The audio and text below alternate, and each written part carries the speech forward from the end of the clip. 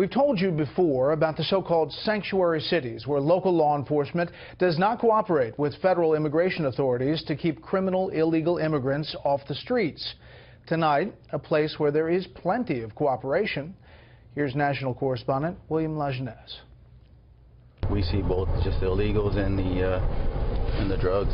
On patrol and in the jail, this is not a sanctuary city. If we determine that they're here in this country illegally, then we notify ICE, and ICE will then issue a warrant for that person, and then we will then put a detainer on that person. The size of Connecticut, Pinal County is not on the border, but close enough that it impacts the county's crime rate.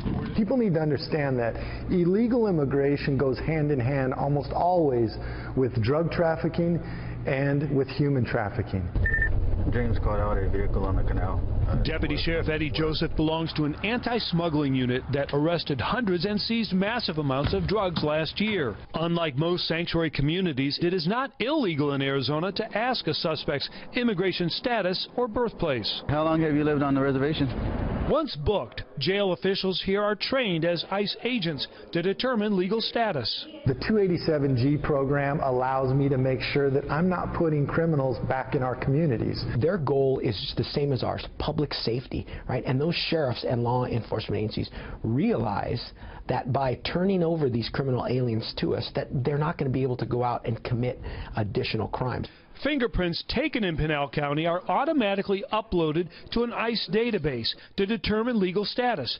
Those found to be here illegally go from jail to ICE custody for deportation, unlike sanctuary cities, which let them go. Instead of taking these criminal aliens in a secure environment of a jail, our officers have to go out on the street, and that not only endangers our officers, but the community at large as well.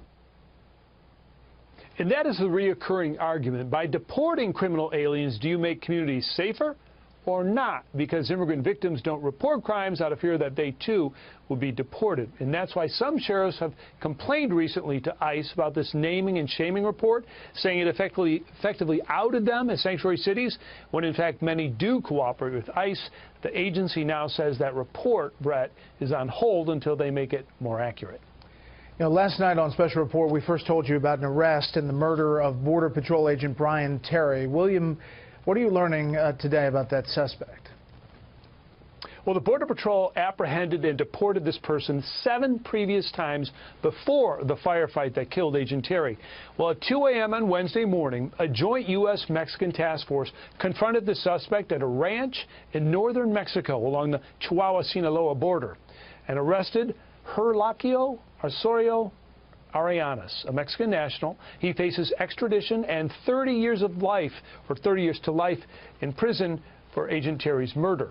Terry died at the scene when his unit confronted the suspect and 4 others. His death exposed the Obama administration's Operation Fast and Furious after agents found 2 assault-style weapons at the scene sold under that program. I am told that Arianes is tied to the scene by DNA, and according to 5 others already in prison, he fired the shot that killed Agent Terry. Brett? William, thank you. We'll follow that story.